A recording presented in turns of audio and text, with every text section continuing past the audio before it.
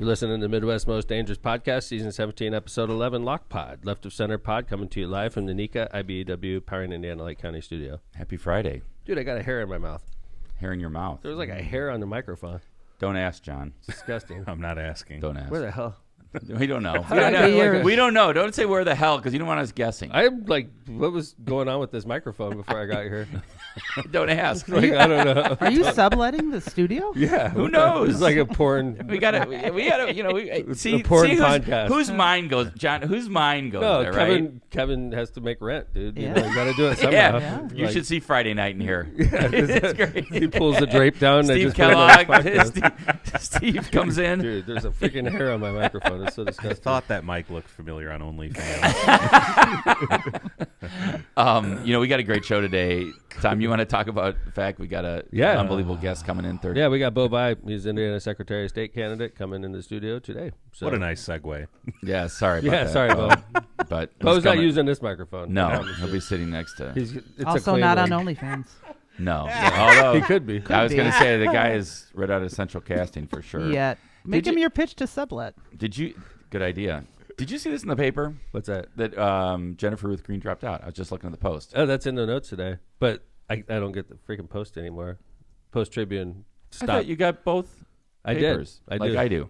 And so pay way too much. I do. It's like $1,000 a year. So I paid my $1,000 a year for the freaking Jesus. Post Tribune to get delivered to my house in like November or something like that. You still get the Times. I do. Okay. And then they stopped delivery in like January. What do you mean stop? They stopped delivering to my house. Canceled or yeah. You canceled? No, I didn't cancel. They just stopped delivery, and I'm like, what the fuck? Like, it's so freaking rando. The Post Tribune, it's hit and miss. Like, honestly, it's not like the mail. They sometimes deliver. They sometimes are like, fuck it, I'm not going to deliver today. So I've become accustomed to like inconsistent delivery. Of the and Post I can Tribune. tell you here, when I get the Post here, it usually arrives, but sometimes it's thrown down towards Calumet Avenue. I have to walk and get it. Yeah, I'm not kidding. In the middle of the parking lot sometimes. Okay. Well, at least you get it in the parking lot. Yeah. So they just stopped delivery. Yeah. And I paid $1,000. It's like $852 because I had to check because I'm like, did I pay this? And I check. Yeah, it's like $90 or something like that a year. I paid it in like November, and then they stop in like January. You paid for a year? Yes. And then, okay. And then they stopped delivery, and I'm like, fuck these guys. So I'm just for a done. month, you just have not gotten the paper? Yeah, more than that. Yeah, it's probably even earlier. Okay. So I was just like, okay, fuck it, I'm done. I'm not ever gonna go back. But you didn't ask for a refund. You're just Did like, you tell them you I'm weren't getting done. it? Have you ever tried to call the Post Tribune? No. No, I don't even No. read that. There's no fucking human being alive that works there. So I'm like talking to computers like, you didn't deliver my paper. And it's like, for subscriptions, Could you press see Tom 1. doing this? I'm just like, I don't have time for this shit. So I'm like, fuck it. I'm done, right? I'm not going to get the, I'm not even man. going to call him. I'm just going to let it To fade be a into fly oblivion. on the wall during that call. That Tom should have would be been a like, what segment. the? You don't even know the best part. So like, I'm getting sued by them now. Oh, come on. They say I owe them on. $1,000. I'm like, dude, I paid it. But then I try to call, like, I paid it in November. And they keep sending me these creepy letters, right? And I don't what do give you a mean, fuck. like collection letters? Yes. Wow. Like they're getting ready to sue me. on. I'm a lawyer. I don't give a fuck, right? So like I'm like, okay, fuck it. I'm going to war with the Post Tribune. They're going to sue me. And I got proof. I paid for a full year and they stopped. I'm going to countersue them for the shit they didn't give me, right? I love this. But the great. worst part is this. So like Marissa starts getting the same notices I'm getting. She's like, we owe money to the Post Tribune? I'm like, no, we don't owe money to the Post Tribune. Like, go ahead, try to call him. But yeah, like she doesn't have time either, right? So, and then Marissa's a judge, obviously. So she's like, Tom, you just got to settle this. It's no Settle. more You're like, I already paid one. I did. I paid for it. I'm like, I'm not Tom, going to let you. you've got to pay $2,000 Yes, to get rid of for this fucked up paper. that you're not getting. I barely read 2 pages of it anyway. So I'm like, dude, no way, Marissa. Like, I'm not going to let them do this. I paid it in November, right? And they're saying I owe them another $1,000. There's no fucking way. It's like a con man, game, right? we got to follow this, John. Oh, This absolutely. is this season's, what was it, jalapenos you couldn't go to for a while? Yeah. I'm back, though. I'm back. But You're I'm back not to going there? back to the Oh. Post Tribune. Okay. I don't can't mind the believe Post it. Tribune. I liked it. I liked Yeah. it past tense, but it's so freaking inconsistent and screwy. It's 'cause like, by the way, these guys are writing the news and they can't even get a goddamn bill straight. I Yeah. paid, and then they're like, no, you owe me money. It's like, how are you supposed to convey the news if you can't even get the fucking billing right, dude? I do like the thing I like with the Post The is news they is have you like owe 'em Chicago money. Tribune. Yeah, the news is I'm going to be on the goddamn front good page. sport. Mayor You are. gets sued by Post Tribune. With a Above the bad fold. picture. Yeah, Pull a but- bad picture. Yep. I mean, so yeah, that's nice. All right. This is a story we will follow. I hope so. I'm going to represent myself. Oh my God, we should all go to court when you're in there. Would you? Yes. I'll call you as a witness. We'll play this episode. We'll do a lockbox. We'll just play this episode. Yeah. We'll be your hype people. I paid, man. It sucks. So it sucks because they stopped delivery and I paid $1,000 Well, for a that's full the year. most annoying thing that you couldn't get through and say that's not the most annoying thing. The most annoying thing is they're about to sue me.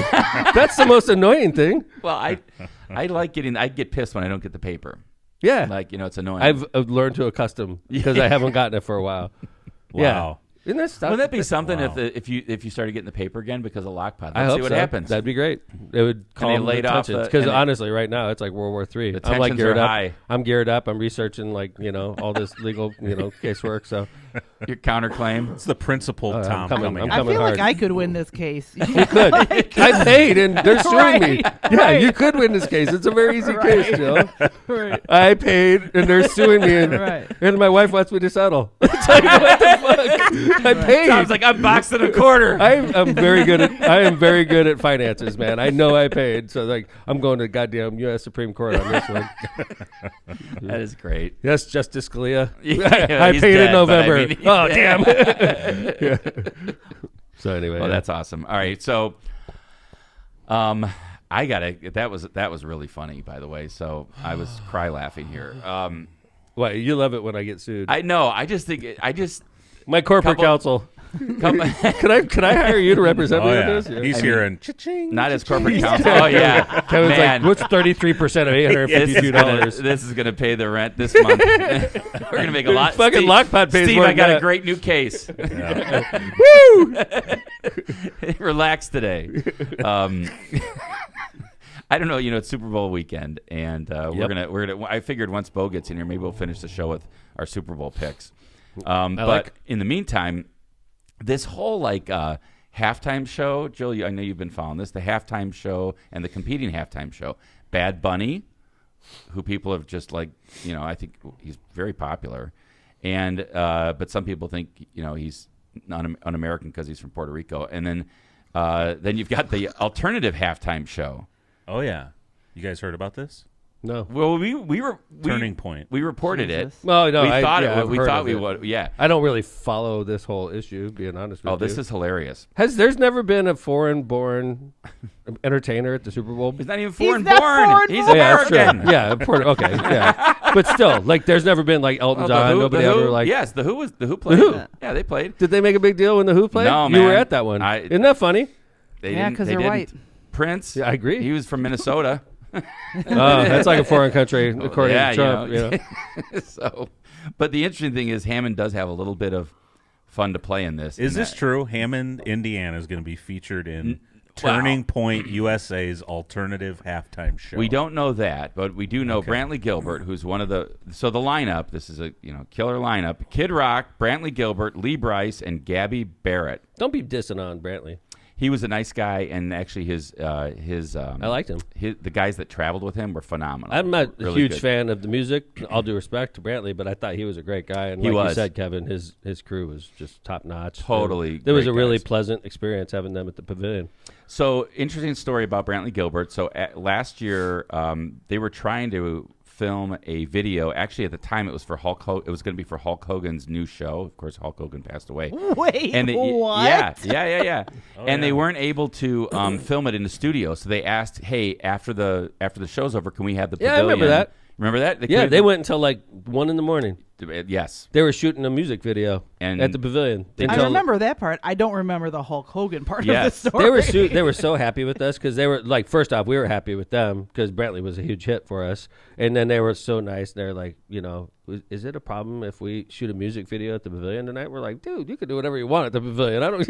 You're the main act. And Yeah, so they stayed till 1 a.m. They and shot did. a video. We negotiated a little deal with them, and then they just released the video, which is kind of cool. So this is the video. That's a video shot at the Pav? Yeah, this is. Yeah. You can see in the background. The Yeah. wall. Yeah. I don't think I'm going to play this. I don't want us to get a Oh, copyright strike. yeah, but yeah, I'll yeah. skim through the But it's stills there. here. But What's you it- can see this is clearly the Pav. Yeah. And which song is that? It's called Real American. He's Real American. Shout out to Pav. He's doing that one on Yeah, Sunday. Here he goes. So, Look at that. Yeah, look at that. Look at- That is the pavilion Yeah, right it there. is. He's got a chain link microphone holder. You notice that? Yes. Yeah, that was cool. It's like the whole thing, the whole aura. This is, if I could give, a little advice to Brantley Gilbert, he's like super jacked and he's like super great shape and he's got like the chain link microphone holder. Everything's like very masculine and manly, right? But one day he's going to want to tour when he's like our age, Kevin. You can't pull that shit off when you're like in your 50s. But ride it out, man. Yeah, but ride it out. But like once you start getting flabby and once you start losing that muscle tone, it's put not on a going to long sleeve. I A just button up. Look at that. No, that is the pavilion. That's cool. That is really cool. I put a link in the chat if you guys want to watch. Put a link in the chat. It's I don't know if that's the first music video. I'm sure there's been unofficial music videos, but it's probably the most high profile video that's ever been shot at the pavilion. Makes me very proud. And it might be on Turning Point's alternative halftime show, right? If you can find it. I'll never know. Why it's not live? That halftime show? It is. John, you want to put up the networks that this is playing on? Let's see. This would be like a little trivia for Mayor. So here it is. This is so it's airing live, but there might be pre-recorded stuff on it, right? But Can you identify any of these? These are the networks? channels. Is it like a TikTok channel or something? No. These are the channels you can watch. We're fucked as a country, man. We can't even agree on a haltime show. No. I know you guys on the left are watching Bad Bunny. I'm going to do this. Come on, guys. Just watch the halftime show. Right, Do you know how many times there's been the halftime show that I didn't like the music or I wasn't a fan of the music? Right. Or go to the bathroom. You don't even have to watch it. Half the time I Refill don't. your plate. Half the time at the halftime show, I don't watch the halftime show. All right, can you identify any of these? No.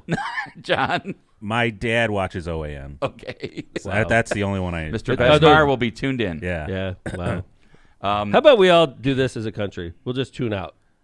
We'll go to the pasta plate. We'll go to the pizza. We'll just like ignore the halftime show as a country. Hell Well, no, that's I'm what watching Bad Bunny. I'm making Good. sure it's on because that's what the people that are supporting this are saying. It's going to be the biggest drop, and they're going to prove really? to the NFL. Oh, I'm that not they need turning to show. the TV off. I'm not either. But go get some chips or salsa or something. Is what you're saying. This is actually funny. The representative from Tennessee did this yesterday at the House at the Tennessee House floor. John, do you have that little? Yep. This is Justin Jones. He was in the news. He got kicked out of the House for a while, but he's back. Oh yeah, I remember that guy. Yeah. Nice. There's going to be a halftime show. I know some folks will be a little bit triggered It'll start here. It'll start. Okay. by an artist named Bad Bunny. But I want to just make an announcement that before you rage tweet, Bad Bunny is from Puerto Rico, and Puerto Rico is a part of America. They have American citizenship because of colonization, so I want to just give you some information before we see a few racist tweets. Secondly, I know some of you are going to be watching the bootleg Temu version of the halftime show that Turning Point and MAGA's doing with a man named Kid Rock. Kind of weird, he's a grown man named Kid Rock. But he has lyrics about liking underage girls, which is called pedophilia. And I think we should be a little uncomfortable by that. I know that's very common right now in the White House, but I think that we should not support people who have lyrics about liking underage girls. So Kid Rock, shameful. I hope you all tune into Bad Bunny. It's some good music. Get some culture and enjoy. Thank you. There you go.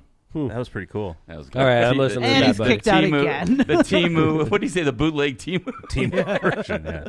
But can you honestly though, like, I think it's pretty much widely accepted now the way like Erica Kirk handled after what happened to her husband, like, was so strange. Like, can you imagine like tuning into this and like just enjoying Willingly? it? Because it just feels so weird now. Yeah, I agree with you, John. But- So I'll be on Bad Bunny, even though I don't know one Bad Bunny song. But What's I'll your be favorite halftime show at the Super Prince. Bowl? I was going to say that too, man. I was at Without the a Prince show. doubt. Purple Rain in the pouring rain. I was there. That was Miami? Bears Colts. I thought Yeah. I saw the Who at the Super Bowl. You saw the Who. Yeah, I thought saw- you saw the Who. Nope, I saw You know why? Prince. Because I don't really like the Who that much, and I remember how much you did. Mm-hmm. Yeah, I saw the Who. God damn. Bruce man. Springsteen was good, but that's just kind of my jam. So I like Janet Jackson. that was good. I thought when they did like the like old rappers, that was good. When they Yeah, did, like, that the was whole good. I like that setup. one. I That liked was it, really good. I did thought like that was that with one. like Snoop and Janet Jackson, Justin Timberlake. Come on That now. was good. Rihanna. I thought Rihanna was good. there you go. See, So you guys have, what is the sound quality like during, like, if you're at the stadium? Because they're playing it for the people watching, right? No, you Like, can hear it really well. Yeah, Really? I think it's Okay, good. so I it's think like a it's good. concert. The coolest part of Nice. it is watching them set up the stage and tear it down. Yes. That's the in coolest like 2 part. seconds. it's Dude, unbelievable. Like, in like a process of 10 minutes, the stage is built and taken down in that process, and then the show is what we see. But as soon as the game ends, they run out like ants on the Well, field. It's everyone at like- home's watching Yeah. commercials, right? right? Yeah. And they're building a stage, and it takes them probably 5, 7, 8 minutes. Crazy. And then the stage is and then everybody knows exactly what's going on. It's pretty awesome to Really watch. cool. Yeah. Kevin, that Prince, that had to be It was one of unbelievable. your top Without a doubt. experiences of your life. Yeah, and then the Bears lost. So. Yeah. Even better. All right, well, let's talk a little politics here because Sure. the rest of our show is going to be pretty political. So, Yeah. Tom, you want to talk about what just happened with our congressional race up here after the redistricting failed, of course. Jennifer Ruth-Green, who ran 2 years ago against Frank? Or was it 4 no, years? 4 It was years 4 ago. years ago against Frank. That's right, because chairman 2022. and gave him a good race. It was widely financed. There was millions of dollars spent in that race. Obviously, Congressman Mervan usually has at least $1 million to spend in a race like that. And Jennifer had a lot of support from national audience. The whole country was watching that race that year. It ended up being a real close race. Jennifer Ruth-Green lost by, let's say it's less than 10%. It's probably in that ballpark. And everybody expected her 2 years later to run against Frank again, and she didn't. She let the chairman of the party, Randy Niemeyer, run. Randy, all due respect, I'm not trying to be a jerk. I mean, Randy was not as successful as Jennifer in his race. That was a presidential election year also, which was shocking because you would think that it would be even more competitive in a presidential race than it was in an off race. I think that showed actually it was interesting to see the district bounce back like that. 'Cause Yeah. people thought it was going to go even more. So Frank Republican. actually, against the Republican chairman, Frank actually performed better than he did against Jennifer Ruth-Green. So that was 2 years ago. So everybody has been assuming, and Jennifer Ruth-Green took a job with the Brown administration. very short-lived. And basically started getting ready to run against Frank. And that conflicted with her duties in the state because they have really strong ethics laws about campaigning on state time. And she violated it, apparently, because she agreed to pay a $10,000 fine to the state of Indiana for that violation. Yeah, I mean, she got an ethics probe. And it had to do with employees saying that they were being requested to do things. Personal and political work. Personal political work on government time. So. She got fined $10,000, basically quit for Brown's administration. By the way, working as a cabinet member in Brown's administration, she's probably making $200,000 a year. Oh, wow. They I do. wonder. They do now. Do they? They changed the salaries. Oh, in you're the right. state. I heard that. The The governor up. actually makes appropriate money now, whereas they used to not make appropriate money, including the attorney general, Diego, Secretary of State. They all make competitive salaries, and for years, honestly, like the Indiana treasurer was making like $90,000 a year. I think it was less. Yeah, and it's like, by the way, I understand a lot of people out there, $90,000 a year is a good salary, and a lot of people in our audience make $90,000 a year. But if you're the treasurer of an entire state that has 6 million people living there, you should be making a more competitive salary.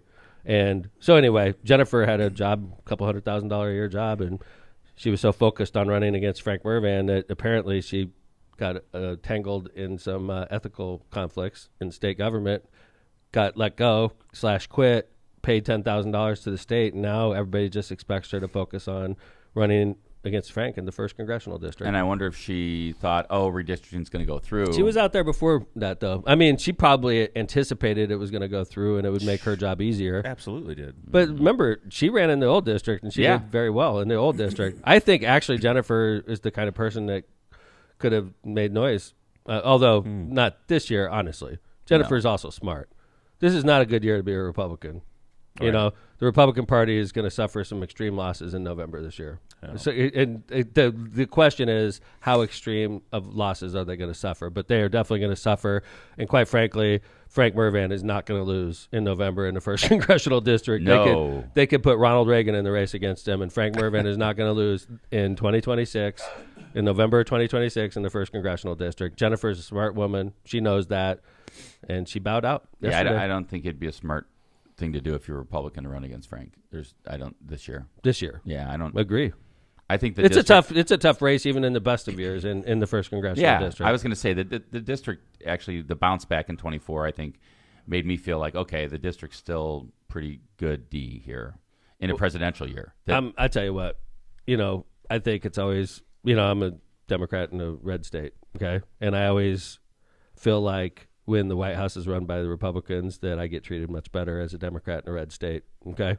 And, I'm not saying I'm rooting for Republicans to take over, but this year, because of Trump and because of ICE and because of tariffs and because of the economy and because the GOP is in control of the House, in control of the Senate, in control of the White House, in Indiana, they're in control of everything with supermajorities. So if you're not happy, a citizen of Indiana is not happy right now. You're not voting against Democrats because we're not in charge. Right. The grocery Republican bill's Party, up. everything's up, and the Republican parties are in full control of government. And, so it's not going to be a good year. And I'm not trying to be a dick by saying that. It's just everybody that knows anything about politics knows that this year, 2026, is going to be a blue year. Yeah. It seems that way, and I'm not crying about that. It's always good to see some change and see some new ideas. So I'm looking forward to seeing what happens. But Jennifer Ruth-Green will not be. She's not running.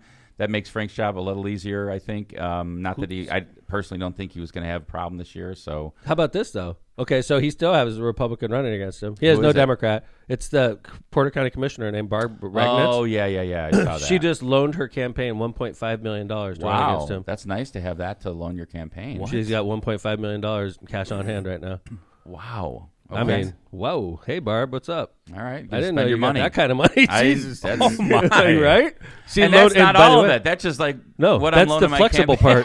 That's the flexible part. That's the part. Right. She's got to be worth $50 million if you're loaning $2 million to your campaign, right? I'd say at least 15. Maybe I'm not like 10% in. I wouldn't go 20% of my net worth for maybe 10. How about for 10? A congressional race. You're probably going to lose, Barb. Let's be honest. That's how much flexible money she has. She's not going to beat Frank. I'm going to spend 1.5 to lose. Whoa. She's going to spend $1.5 million of her own money. So she's got to have. I hope you have $100 million, Barb. Well, I hope you do, because you're giving up. You're giving up $2 million. You're not going to beat Frank unless she can. You can use the money you bring in to pay yourself back, the loan back. But she's not going to win. I know, which means she can't pay herself back. Yeah, true. Well, you have to win to pay yourself back. The donations that she gets in, she could see. This happens, guys, in politics. Back. You'll see these politicians that loan themselves money. I've done it before. Okay, and what you're doing is you're betting on the outcome. Mm-hmm. You're like, okay, I'm going to loan Mayor Tom McDermott is going to loan committee to elect Tom McDermott $50,000, and the assumption is I'm going to win in November and I'm going to be able to pay myself back. But if you don't win in November, you're not going to pay yourself back, and you're out $50,000. So Barb is betting Barb Ragnitz, Porter County Commissioner, is betting $1.5 million of her money that in November she's going to beat Frank Mervan and she'll be able to pay herself back $1.5 million. But I just don't see it happening. I just don't. I don't either. Yeah. So she must be very, very wealthy, right? Congratulations. You can loan yourself 1.5. Hell yeah. I hadn't heard that. Wow. That is news. That's Lockpod news, that baby. I had not heard that. That wasn't even in the script. It was not in the script. You surprised us all. Dude, I'm bubbling with information. Yeah, that's you. I'm bubbling with information. That might be the title. Let's play. Tom found a very funny meme because then we're gonna go to ads. Yeah, if you got kids in the car, if you got kids in the car, you could even leave them in the car because all the F words are blanked out. But this is a funny meme. We're gonna play it, and it's about our president and the Epstein files and the allegations against him. And it's a farmer that's trying to like rationalize. Basically, he's trying to explain. What's the word I'm looking for? He's trying to analogize. Like this. Imagine somebody liked goats and they had all these allegations against him about goats, and that's what this whole meme is about. When we come back, we're going to be in our second segment. We're going to do ads and then go to second segment. Sounds good. All right. Was accused of having sex with goats by over 30 different people. Let me start that back. Hypothetically, if someone was accused of having sex with goats by over 30 different people and regularly denied it, but also dropped very public hints about how much he liked to have sex with goats for decades, and ran a goat pageant to find the best looking goats, and was best friends with someone who got convicted of goats and trafficking goats to friends all over the world who also liked to goats. And his name was in the classified Goat Chronicles 5,000 times. And he wished other goats well in prison. What do you think the odds are that that person is also a goat? That's so funny. On to the ads. Welcome to our studio sponsor. He is also a goat. The blanks were F words, I imagine you picked that up. But if you didn't, it's a lot easier to read it and watch it than it is to listen. So, right. But yeah, funny. We figured it'd be better to play it at the end of the first segment. Yeah, we didn't want to play that when Beau Bayh was walking in or walking out. Correct. So yeah, that wouldn't be fair. So, but we did want to play it. So anyway, let's go ahead and thank our studio sponsor, Powering Indiana, Lake County, our premier and studio sponsor. Powering Indiana, Lake County is your source for the region's most trusted electricians. At Powering Indiana, Lake County, we set the standard for excellence in electrical work. As IBEW Local 697 electrical contractors, we ensure safety, reliability, and quality for Northwest Indiana corporations, businesses, and homes. But our mission goes beyond the job site. We're creating a brighter future for the region we proudly serve. Powering Indiana, Lake County, bringing excellence to the job, creating a brighter future for our community. Find the right electrical contractor at poweringindiana.org. Tortillas Nuevo Leon is the gold standard in Mexican cuisine across the Midwest. Look for Tortilla Nuevo Leon's popular red and white label at your local grocery store and enjoy quality Mexican products made with local expertise. Tortillas Nuevo León, hechas con amor, para ti y tu familia de todo corazón. Tortillas Nuevo León, hechas con amor, para ti y tu familia de todo corazón. Hiring a full-time marketing manager is costly, but what if you didn't need to?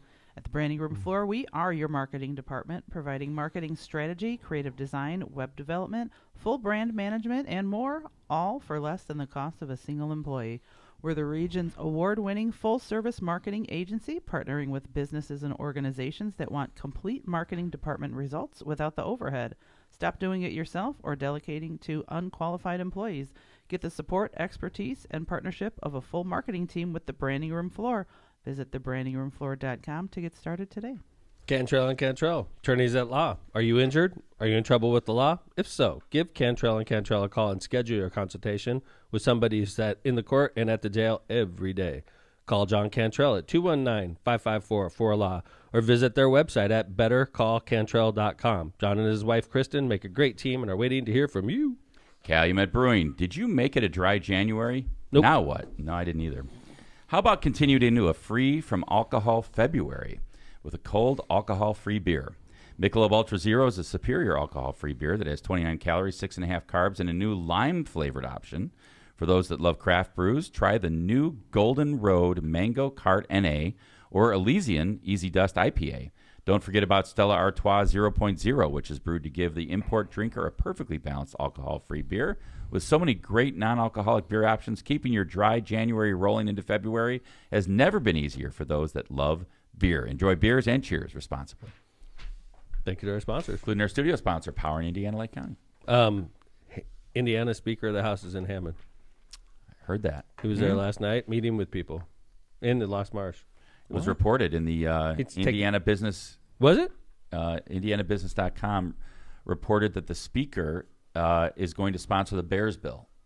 Yeah, that's true. But I thought you said it was reported that he was in Hammond. Oh, no. I think it's pretty big awesome news. I've never seen the Speaker of the House come.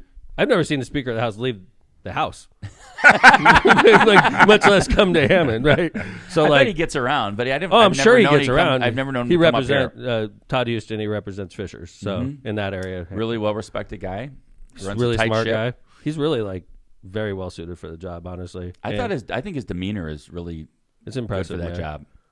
Yeah, he came to Hammond, met with numerous elected officials. Whoa, and he's in Porter County meeting with numerous elected officials, and it's all about the bill that Kevin just mentioned. He's going to carry the Bears bill himself, which is extremely unusual. Very. In fact, somebody told me that since he's been speaker, they don't know if he's carried a bill. No, before. he did. One it bill. It was huge. One other bill. I want to say it was the RDA or something Could have like that. been, It was yeah. something like massive. Okay. The speaker only carries Massive extremely bills. important bills, Mm-hmm. and he's decided to take this one up. And he decided to come to the Lost Marsh and meet with elected officials yesterday. So I got gussied up, man. I was like, I spit shined my shoes like I was in the Navy again. I did, dude. This is a big deal. Mm-hmm. I've never seen this before. So I had police officers there. I wanted everything perfect. Yeah. And it was awesome. He had Representative Snow with him. He had Representative Slager with him. Representative Harris from the region was there, and numerous local elected officials going in and out of the Lost Marsh, meeting with the Speaker of the House yesterday. Pretty cool. That is a pretty exciting meeting to host for you as mayor. I was Representative Jackson was talking to me the other day, and she's like, "You got a rabbit foot in your pocket, don't you?" She's like, "I don't get it." What? And I'm like, Of course, hey, that's man. Carolyn Jackson, our rep. Yeah. Not And my I was route, like, yeah. you know, you stick around long enough, good things happen, I guess. But like, well, let's keep it going. Keep it going. We'll see what happens this week. thank It's you. gonna- Welcome to the region, Speaker Houston. Thank you for coming up here. How cool is that? Really cool. Do you think he'd come on the pod? Yes. Man, that'd be something. That'd be I think awesome. there's some trust that's been built up between me and Republican leadership. I think there's definitely been trust built up. Obviously, the governor and I have a good relationship, which is new. And then I was talking to Senator Mishler the other day. He's one of the leading Indiana senators. He's a super important person, and talked to him. We got elected right around the same time, so I've known him for a long time. But Speaker Houston and I barely knew each other. Probably, I mean, we knew of each other, but so. I think I built up a lot of goodwill with Republican leadership, and I think I want them to come on the show. I'd love to have Speaker Houston, I think Senator Mishler. Yeah, Mayor, what I was going to say is what I think I've learned from this experience is that, like, I've always kind of felt this way because it kind of goes back to even to the redistricting fight where, like, kind of Hoosiers are a little different. They have a little bit of independent streak, and, I think we see that. And I think this is just a great example of how, like, you want government to work. You want people to say, like, you know what, some things are bigger than politics and partisanship and where you sit on, the issue of, I mean, you name it, right? And this is simply, if the Bears come to Indiana, it's good for the state. And so between, and I heard you say this, I think maybe on Lockpod, maybe it's some other, maybe it was at State of the City, but like you said something to the effect of like, what kind of mayor would I be if this opportunity came to my city and I said, wait a minute, no, I'm a Democrat and they're Republicans. Why would I help them out? I would walk out of office if I ever felt that way. There would be no way that I should ever hold public office. If you're like turning down great deals for the state, great deals for your locale, and if you're, letting politics get in the way of that, you're just not a good elected official. Yeah, and I'm not going to be that way ever. And I think Indiana can be proud of their elected officials if this happens and goes through because I've never is a seen it. Great example of working together. I've never seen anything like this in government. I mean, I've been in government for, let's just call it 25 years. I've been active in government. And just to see the level of cooperation and unanimity that you're seeing, like, this is tough stuff we're talking. It's not like it's easy. What we're talking about, the Bears. Oh man, I'd love the Bears, but where the rubber meets the road is what you're like. Okay, this is how we're going to pay for it. Are you on board? And then people are like, yes. Like people from across geographic lines, and people that are like, people that they're opposed to increasing taxes and things of that nature. People from the party, on the right, and it's just interesting to see like everybody understands the bigger picture. That, oh, wow, like this is real. Transformational nature of this deal if it happens. Yes. And we're waiting to see. I've never seen anything like it. So. It's like so encouraging. And so it like gives me like energy that I'd never had before, honestly. Because like sometimes you just feel like you're punching a clock as mayor and things are just never going to change. And then you see something like this happen. It's like, holy crap. Things like this make you want to stay around. Oh, yeah. I keep in mind that, the city of Indianapolis has a skybox in Lucas Oil Stadium. I'm aware of that. I've been in government long enough to know that exists. So I expect similar treatment, you know what I'm saying? And absolutely. Well, before we get Beau in here, there was one article, if you don't mind, Mayor, me moving on. Please, okay, yeah. So there was an article yesterday that's come down from Indy Politics, and we obviously have had Abdul on here before, and he's been breaking this story about our current Secretary of State. Abdul's kicking butt, isn't he?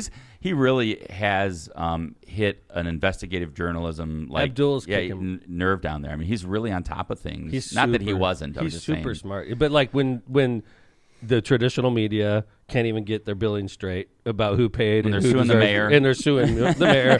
You got people like Abdul down there that's a real journalist that's really digging in on issues, and he's doing his job. And I just want to tip my cap to Abdul. He was mentioned in the local paper over here too, by the way. Wow. Yeah, I saw that. Yeah, I mean, it's really cool. You were mentioned in the local paper up here on the front page, Abdul, which is awesome to see. So, friend of the pod as well. So, Abdul broke a story about Diego Morales' office, Secretary of State, and obviously that's the office that Beau Bayh, our next guest, is aiming for this fall. And this had to do with forms. And as somebody who's familiar with elections, Mayor can tell you, I can tell you, people get kicked off the ballot for pretty minor stuff because the forms are really like you have to fill them out correctly, right? one of the things that's required, and this doesn't, so these aren't local elect. So if you're filed locally, this doesn't apply to you. So This could is we about- explain that? Yeah, go ahead. I file in the county. Yep. Mayors file in the county. County officials file in the county. Like state reps, Councilmen, people, council state people. council people, but state officials like state reps, state senators, and then state employees like the circuit court judge. Marissa files. Prosecutors. They're state employees. They're not, even though we elect them locally, they work for the state of Indiana. So Marissa works for the state of Indiana, technically. And when she files, she has to go down to Indianapolis to Diego's office, the Secretary of State, and file down there. And when you're filing, honestly, I've filed 7 or 8 times now, more than that, actually. But I don't know what I'm doing. I rely on the professional staff there to show me you got to fill this out. You got to do this. This is their job. I do this once every few years, right? So you really rely on the professionalism of the election board. And we have a great one in Lake County. And they literally walk you through the process to make sure that if Mayor McDermott's filing, he's not screwing up, and I'm not going to get kicked off the ballot because I missed a signature. And they're really good about that in Lake County. Yeah, and I would say some people turn them in and just turn them in at the desk and let them go. And so you risk, you really have to be careful. Like, literally, there have been times where, there's a financial statement you didn't fill out. You'll get kicked off the ballot for not filling that out. You'll get kicked off the ballot. You can't run. You literally will be kicked off the ballot. So, if I did something like that as mayor, it doesn't matter if I'm mayor. They'd kick me off the ballot, and you're not running. You'd resign, basically. Yeah, you'd have to appeal to a court to see if they could put you back on. It's happened before. Time. Yeah. Our U.S. Senator had a situation like that, Todd Young, and I'm not trying to diss Todd. I like Todd, okay? But Todd Young missed signatures by 1. And you have to have X number. And it was literally barely missed. And they disqualified one of the signatures because it was fake or it was out of district or whatever. But he was 1 or 2 short. And he was literally not going to be able to run for U.S. Senate. And then he Fixed appealed. it. They fixed it for him. They didn't find signatures. They just waived it. They're okay, you know. So anyway, so you can get kicked off. So this is what happened downstate. Is there's a situation where he was allowing people at the desk, at the front desk, at the reception desk, to sign. Diego, I'm sorry, our Secretary of State, Diego Morales, was allowing his staff to sign in places where he should be signing, right? And so this was questioned by Abdul and the Indy Politics, which is online. Abdul. Yeah. And so what happened then to kind of fix the problem, I guess in quotes, was that Diego our Secretary of State issued a certificate listing a bunch of his staff members as deputy election officials, which, by the way, he could do, special deputies for candidate filings. You can do that. The code allows you to do that. How Indiana law allows that. But the question is, when did he do it? So what Abdul's saying is Abdul's saying, well, this isn't a file stamp document saying these are the deputized special commissioners. So the question is, when these staff members signed the document, were they deputized? And so the question is, are you going to take that chance? And from what I heard from a circuit court judge was that the place is packed. Oh, yeah. Because everyone's refiling their documents. By the way, think about, if you don't live in Indy, it means you got to, that's a trip. Yeah, you got to go back down to Indy. Butt down there. Yeah. Wait in line. Wait in line in the Secretary of State's office and file twice because of Diego Garcia's mistake. Are we talking hundreds of... Diego Morales, excuse me. Diego Morales. Hundreds of...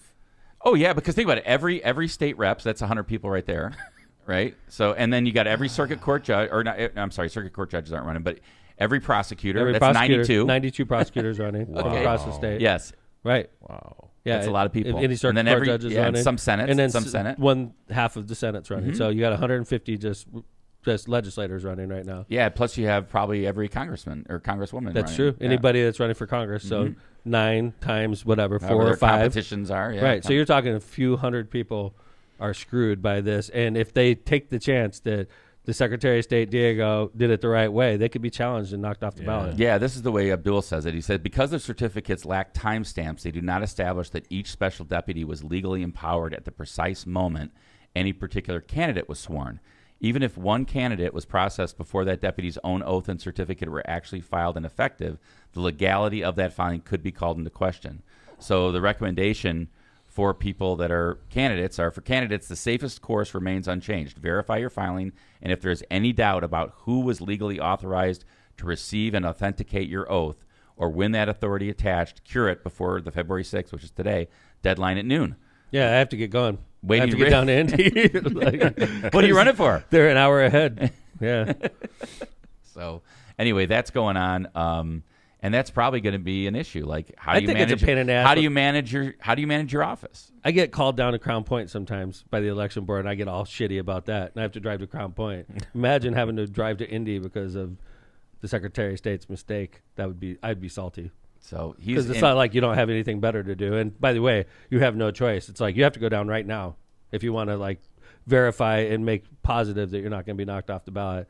You better be leaving right now if you're from the region. And the Secretary is like Bernie Carter, for instance. Bernie Carter's running for re-election. Sure, for county prosecutor. So is Bernie Carter going to run down just to make sure, like, if he gets challenged, he gets knocked off the ballot, we lose our prosecutor because of Diego's mistake? Jeez. And just to make sure we get Diego's side of the story, he issued a press release accusing Indy Politics of publishing a, quote, false and uninformed story and insisting that candidate filings had been handled properly for decades.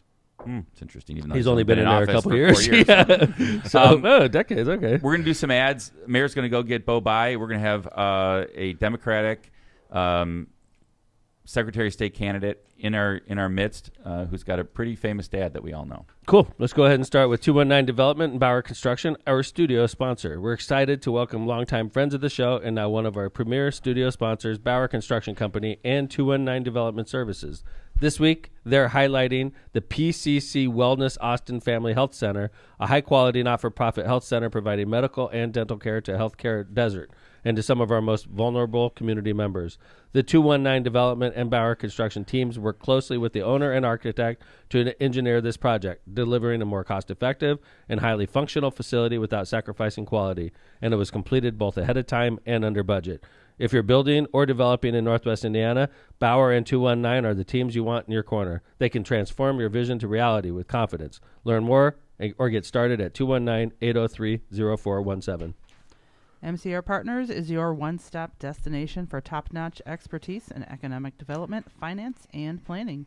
With a dedicated team geared up to tackle your projects head-on, they're your go-to comprehensive solution providers. Dive into the world of economic development with MCR Partners and let them guide you through the maze of opportunities.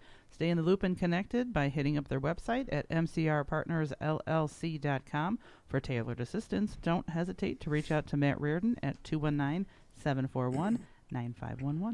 Prestmer Insurance Agency. For decades, the Ron J. Prestmer Insurance Agency has been located right on Indianapolis Boulevard, serving all your insurance needs. The Prestmer Agency specializes in a wide range of insurance products and services, including auto, home, business, life, and much more. Prestmer Agency serves thousands of people and businesses throughout Chicagoland and the Midwest. Call Ron or Ronnie today at 219-844-0103. They're here to protect what matters most to you. Hablamos Español. Byway Brewing is a family-friendly microbrewery with a spacious tap room and outdoor patio, serving its award-winning craft beer, a chef-driven food menu, and craft cocktails on draft. Their brewing equipment and production facility offer a unique backdrop for events like bridal showers, reunions, or corporate parties. With their amazing food truck, they can cater to your corporate and private events off-site. Just off 8094 at the Kennedy Avenue South exit, let them show you that customer service is their top priority. Check out more at bywaybrewing.beer. Misprint Printing. Elevate your brand with Misprint, the premier printing and sign solution in Chicagoland and Northwest Indiana. With a 40-year legacy of excellence, their experienced team, led by Rick Baltensberger, combines innovation and technology to deliver top-quality signs and printing, always on time and within budget. Conveniently located in Munster and Hammond, Misprint is your partner for creating impactful visual solutions that leave a lasting impression. Visit them at misprintusa.com to bring your vision to life today. Thanks to our sponsors, including our studio sponsor, Power in Indiana, Lake County. All right, ladies and gentlemen, I want to introduce Beau Bayh, a seventh-generation Hoosier, a U.S. Marine Corps veteran, an attorney, and Democratic candidate for Secretary of State of Indiana in the 2026 election. Beau comes from one of Indiana's most prominent public service families. He's the son of former Indiana Governor and U.S. Senator Evan Bayh, whose political career began as Indiana Secretary of State, funny enough. Beau is also the grandson of U.S. Senator Birch Bayh. Beau served as an infantry officer in the United States Marine Corps, rising to the rank of captain and completing the Scout Sniper Units Leaders Course. He also earned his undergraduate degree and his law degree from Harvard University and Harvard Law School, and was a D1 athlete at Harvard. Holy cow! Whoa. You played Man. lacrosse, right? That was a long time ago. What Probably- else? Oh, you look like you're in pretty good shape, Bo. I don't pull my think it was that hamstring long. If I tried to do any of that now. You played lacrosse, right? I did, yeah. I remember Wow. seeing pictures. But you went to Notre Dame, right? Yes, sir. For law school? Yeah, for law school, They got right. a great team. I actually really wanted to go there, but they didn't recruit me. So Really? They did not. Well, so. you did all right with Yeah, Harvard. I mean, yeah. you know. That's all right. Yeah. But anyway, Kevin went to.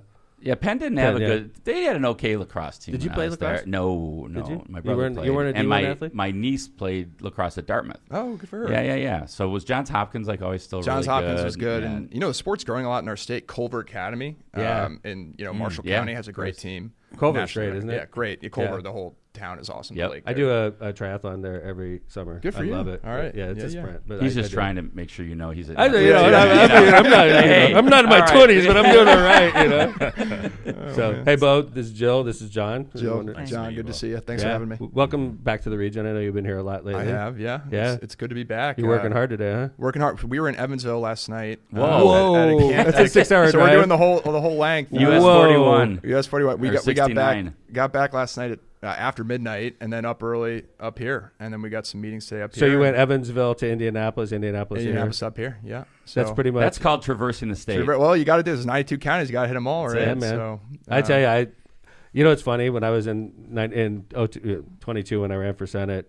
I was dreary. I had multiple drivers driving me all the time, and I thought it was sort of a drag when I was doing it, but I look back now fondly on it. Honestly, just meeting all these incredible people across the state. Yeah, it's the best. And seeing just beautiful parts of the state that you don't get to see very often. It's just really fun, right? Yeah, it's the best part of politics is meeting all the people across our state from every political party, and it just reminds you. It's easy to get sucked into the online discourse, which can be so negative, especially today. Yeah. And once you get out there on the trail, I'm sure you've seen this, Mayor. For sure. It just reminds you about how decent and common sense most people are, and that's a good reminder. And what a great state we have. What a great state! Yeah, exactly. You know, when it really hit me, it was during the redistricting fight and how Indiana made the country proud and stood up when we needed to stand up. And it's just it doesn't surprise me because, like you said, Bo, you meet a lot of incredible people, but Hoosiers are decent people, and they're going to do the right thing if given an opportunity. I was really proud to see the members of our state legislature stand up against that, and the people at the State House rallying in opposition to it. It's easy today in politics to think that an individual can't make a difference. Well, that was proven wrong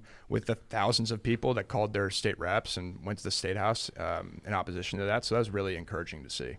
Nice. Yeah. How's the trail? I mean, let's talk about this. It's You're running for good. Secretary of State. An office that is not foreign to your family. Not foreign to my family, but it's an office where our state can use an upgrade in leadership.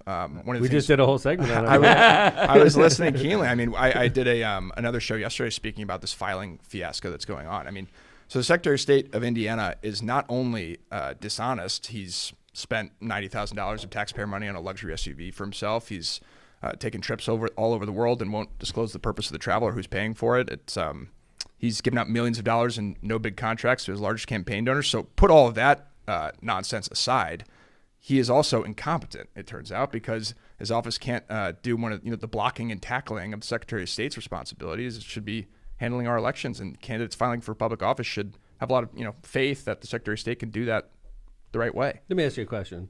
Are you worried that Diego is not going to be the nominee? I mean, that's a good question, right? It's a good question. Because, I mean, he's so weak. Maybe the Republicans take care of business, and you're going to be running against a stronger candidate. Maybe they do, and I'm prepared for both outcomes. I think it's probably more likely than not that he is the candidate.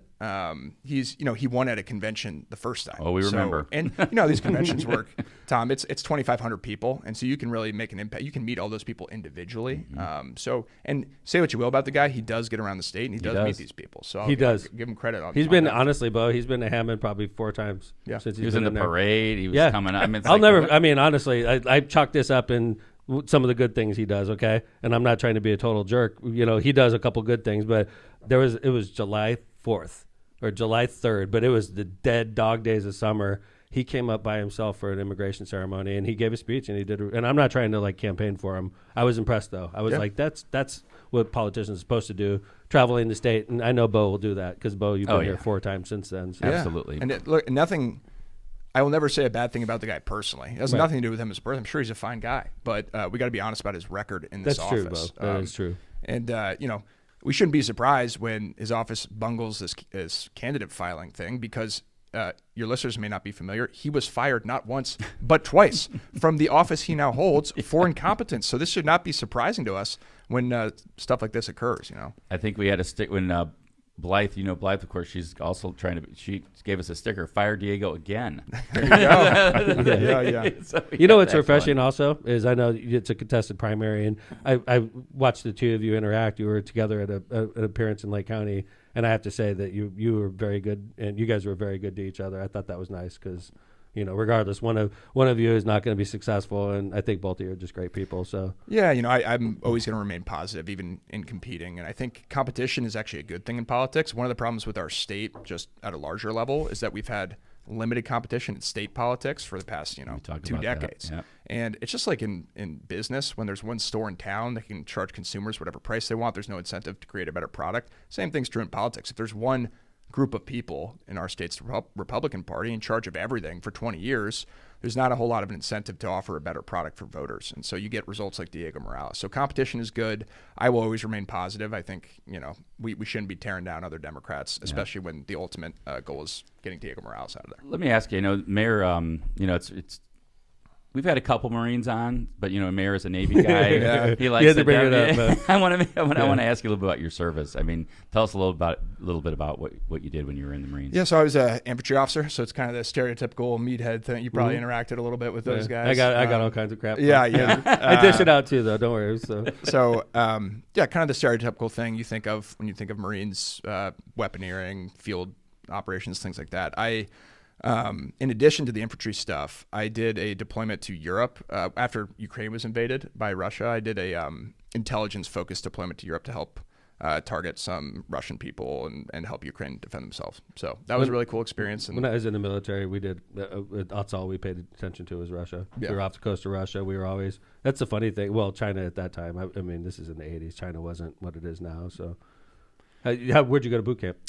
So officers in the Marine Corps go through OCS in Quantico, Virginia. Oh, no way. But boot camp is split up Parris Island, San Diego. So if you're east of the Mississippi River, you go to Parris Island, and if you're west, you go to San Diego. I went to Orlando. Yeah, there you go. It was hell. It was Disney World too. It was hell, dude. Wait, did you guys have Marine DIs? Isn't that right? No. When I went to dive school, though, I had Marine. Okay. Yeah, we had Marines. That's a hard school, right? Mm-hmm. Yeah. It was Marines yelling at me. Yeah. I loved it, though. I'll be honest with you. I'm surprised you weren't in the Marine Corps, to be honest. I'm surprised too. Yeah. Actually, when I went through dive school and I got done, I was like, man, I don't know if I made the right, because I really dug that, running and singing and jumping in the water. I just dug it. I was really good at it too. Yeah, there's a special, it's kind of a unique esprit de corps among Marines, I think. No shade to the Navy. No, Navy's cool. great. Yeah. And actually the Marine Corps is part of the Department of the Navy, so we share a lot of there's a lot of ribbing that goes there. on. Honestly, I know Army Navy is a big rivalry, but Marines and Navy, that's a big, right? Big, of course. You're being nice to me right now, and I'm being nice to you. But if we got away from here, we'd start ribbing it. You'd be like, thanks for taxing us around. I know. I was going to bring that up, but there you go. I hear that one all the time. Yeah, you guys were a great taxi service for us. Yeah. Another thing you guys have in common outside of being veterans is,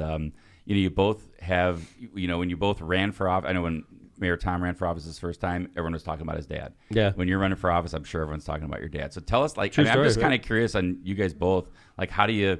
You're your own person, right? Yet, it's almost impossible to say like, oh, well, Tom Sr. was Mayor of Hammond, or Evan Bayh was, Secretary of State and Governor and Senator. So how do you? First of all, my family, my dad, my granddad just thought the world of your dad. Yeah, and your you. family. I know they were really close. Yeah. And even in opposite political party. I mean, I'm sure your dad now would maybe be a Democrat, but he would be. Yeah, honestly, because my dad's normal. Yeah. But our family just thought the world of him. And I don't know about you, Tom, but it affects you growing up because you see the impact that your parents are able to have in their community, and obviously as a young kid, that's going to inspire you to do something similar. When you can see the amount of people they can help and the change that they can bring through their profession. So it affected me. I think for me, it was I realized I was able to do that because my dad, to me, before my dad was mayor, he was just a businessman, and he was my hero, still is.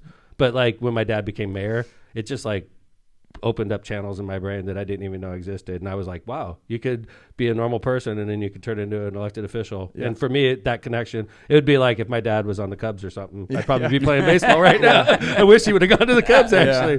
No, and I never, people ask me all the time, what was it like growing up? You know, my dad was governor and then senator. And maybe it's a testament to how good of a dad and a man he was, but I really thought I had any other dad. I mean, he was my basketball coach, football coach, came to all my games. So, and you know, that's not true of a lot of people in Congress. Sometimes they put their professional life before their family life. That was not the case for my dad. True story. Yeah. Yeah. And you were born in the governor's mansion, right? Yeah. That was the first house I went home to, funny enough. And then that's a pretty cool house to go home to. I know. Yeah. It's not bad. And then do you remember it? My childhood home was the governor's mansion. Most of your childhood was your dad was the senator, right? Yeah. Yeah. And then did Santa Claus go to the governor's mansion? I don't know. But we moved to Washington Boulevard in Indy after he left office, and then he was elected, and we moved to Washington, D.C. But we were back and forth. How old were you then? I was about 5. Yeah? Yeah. So you grew up and your dad was a senator. I mean, he was governor when you were born, but probably most of your memories come from when he was in the Senate. Yeah. And, but, you know, we were back and forth all the time between Indiana and D.C. just because of his job. And two, when your dad or your mom is in Congress, you kind of feel like you're a representative almost of the state that you come from. I was really proud of the fact that my dad was representing our state in Congress, and I kind of felt like a little bit of a representative, I guess, growing up. For our state. That's awesome, man. Yeah. Well, look at where you are now. I think it's great. And by the way, we don't want to forget about your mom. Yeah. She was awesome. She loved Mayor Tom. She loved Mayor Tom. That's for sure. She's a great lady. I remember the last time I ran into your mom. We were in D.C. It was in a rainstorm. I just walked by and I jumped under the umbrella with her. She was just a wonderful woman. She was great. Yeah. She was actually yesterday was the 5-year anniversary of her. Oh, thank you. I appreciate that. She was lovely. She was great. Yeah, she was great. And one of the things that I'm most proud of, and my dad is too, about his time in public service is he cast a vote in favor of the ACA and helped that bill get through Congress and signed into law, and that extremely controversial at the time. It was a pretty politically costly. It was like if you voted for this, you're basically done. But now it's incredibly popular. Right. But at the time, you're right. I mean, it cost him politically, definitely at the time, but. In hindsight, that was 2010, right? 2010. That was the year. Yep. I know. And then that's when your dad was like, it was a tough year. We all knew that was one. It's almost like the Republicans, what they're facing in 2026. That was the Democrats in 2010. That was the Tea Party. We knew we were rolling into elections, and we're like, this is going to be a bad year. How many are we going to lose? It's not whether, February 2010. I remember that for sure. That was when your dad decided to. That was a weird time. But like that was when little did we all know America was really changing, and your dad knew it because he was in the Senate. Yeah, he liked his time in the Senate. He preferred being governor because he felt like he could get things done. You probably feel that as an executive of your city. Absolutely. But in the Senate, he just felt it was too partisan. People weren't really operating in good faith sometimes. It's only gotten worse since then, so I couldn't even imagine. It's definitely gotten worse since then. But it's crazy. I mean, it seemed like your dad was on the cutting edge of, I mean, he knew it was coming, obviously, because if there was one point in time, because I've been mayor since 2004, and if there's one point in time, I would say, when did everything start to change? I would say, well, it first started to change when Obama got elected in 2008, but then in 2010 when the Tea Party came around. But that's what MAGA is now. It was what we called the Tea Party then. Yeah, that's in my opinion. I'm just one person. Well, it started, I think, the extreme partisanship. That really started it. Yeah, and they your wanted dad to fight everything against it. And your dad obviously knows what the politics of Indiana are. This is a red shaded state, and we're going to prove that it's not red. Yeah, that's what I was going to ask next. Is tell us about your campaign, like what you're going to bring to the Secretary of State's office, and why a young guy like you should be elected. Yeah, so the campaign platform is pretty simple. And to your point, Mayor Tom, we need to have a bipartisan approach to this because we do live in a red-shaded state. And so if our message is only appealing to partisan Democrats, we're not going to be successful in November. Great point. So first thing I'll do as Secretary of State is open an independent audit into the office. We mentioned a little bit at the top of this how some of the spending Diego Morales has done is probably not right. Let's see how far the grift goes. Let's uncover every rock and see how we can rein in the wasteful spending. So day one, independent audit. I'm going to invite input from the governor, from the attorney general, from anyone of any political party in that effort. Because it shouldn't be partisan, right? We should root out wasteful spending. Yeah, and we should root out wasteful spending from our government. That's going to appeal to Republicans and Democrats alike. So that's my first priority. Second, here in Indiana, we rank toward the bottom, if not last, in a lot of surveys in voter participation. That's a real shame, and I think part of the blame for that lies at the Secretary of State's feet. So we can't have illegal voting in our state, period. But at the same time, we should be looking at this and doing everything within reason to increase participation. So I'd love to see expanded access to early voting centers. I'd love to see a widening of voting hours. Right now, state law sets it 6 to 6. That makes it hard for people working odd shifts to get to the polling place. I'd like to see an elimination of straight ticket voting, which I think has been really tough for our state, and increase the partisan gridlock. Do you think the supermajority is going to cooperate with you when it comes to that kind of stuff? That's a good question. In this most recent legislative session, 2 Republican legislators introduced a bill to abolish straight ticket voting. Good. So it died in committee, so it didn't ultimately pass. But what that tells me is there's appetite among Republicans for doing this too. Mm-hmm. So look, it's going to take some work. Mm-hmm. It's going to take some work, but we need people to be successful in divided government. You have to be willing to work with members of the other party. You have to be willing to make principled compromise at times. So I hope to... It's interesting to hear you say that because, with this whole Bear thing and the flirtation with Northwest Indiana, I mean, Beau, I've never been more popular with the governor and with the supermajority. I'm sure. Right? It's crazy. Todd Houston's up here, right? Yeah, right now. Yeah. Right now. It's just incredible. Like, honestly, it makes me feel good for our state that clearly a great situation for our state. Like if the Bears move to Northwest Indiana, that the governor is totally willing to go to war for us, and the leadership of the Senate and the leadership of the House. So it's very encouraging to see that kind of. I've never seen it in 23 years. Yeah. I think part of your dad's legacy. In fact, one of the pins I have from your dad, it was your last name, bipartisan. I love that pin. I still have that. It's like your last name. Yeah, it says bipartisan. You've seen that one, of course. Yeah. I mean, and I just think love that one. that just goes to me. That's what I. One of the things about your dad that I thought was great, and I'm sure you kind of feel the same way, is that like you got to work with the other side to get things done. Yeah, it's the only thing. And in Indiana, you really have to make sure that you're working together to get things done. So I'm sure you'll bring that to the table. Yeah, I will try, and we're getting all around our state. I'm gonna hit all 92 counties before this thing is done. It's only been 4 months, but we're well on our way toward that goal. We've received campaign contributions from all 92 counties of our state, teachers, business leaders, people in organized labor. So it's from a lot of common sense Republicans. So there's a broad coalition here that we're building, which we're ultimately going to need to build in order to be successful in November. When I first ran for mayor, I'll never forget this, okay? I was nobody, all right? I was the son of the former Republican mayor, and I was running as a Democrat, right? One of the first elected officials, definitely the biggest first elected official to support me was Evan Bayh. He called me. He was in East Chicago. He called me to East Chicago. I went there. Kevin and I had a mutual friend. It was Evan's David Rosemanich. Yeah, Dave Rosemanich lines it up, and I go out there, and your dad takes a picture with me. And it's in my office to this day on my mantle. It's a great photo. Great. I'll never forget that. It was a super important picture to me at the time. I blasted that picture everywhere. It gave me the legitimacy I needed. Your dad went to bat for me, and I hope I made him proud. I've been mayor ever since. Of course. So. Yeah. But and your dad and I talked about that with you there. We went to El Taco. Yeah, El Taco. Yeah, can't beat that. It's good lunch. Your dad was a great guy. He is a great guy. Your mom was a great guy. And I'm sure and you and I don't know each other as well, but you came up in a great family. I was incredibly lucky to have the parents I did, and in some sense, all the blessings that I've been given throughout my life have. Instilled in me an obligation, really, to give back. You might have felt the same way. Maybe you did too, Kevin. I mean, I've been incredibly lucky.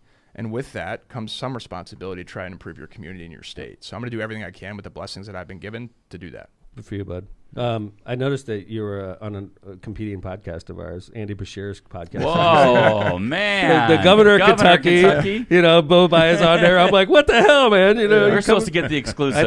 I know. That's Governor Bashir's he's a good guy too, man. He's that's talk awesome. About a Democrat that's done great things in a state. Yeah. Go ahead. Yeah. We should be doing everything we can in Indiana to try and model his success. Donald Trump won his state, Kentucky, by more than 30 points. Wow. And he's winning pretty handily in his election. So we got to think about tap into some what Governor is he Bashir, doing? right? What's interesting that you say that is you see, okay, in Kentucky, because Kentucky, Indiana aren't that different, right? And then I look up to Michigan, same thing. Up in Michigan, we have Governor Whitmer, and she's a badass. And it's like, come on, man. We're all in the same neighborhood here. Wisconsin. We can't figure it out down here in Indiana. Wisconsin, another one. We're surrounded by Democratic governors. I know. We are.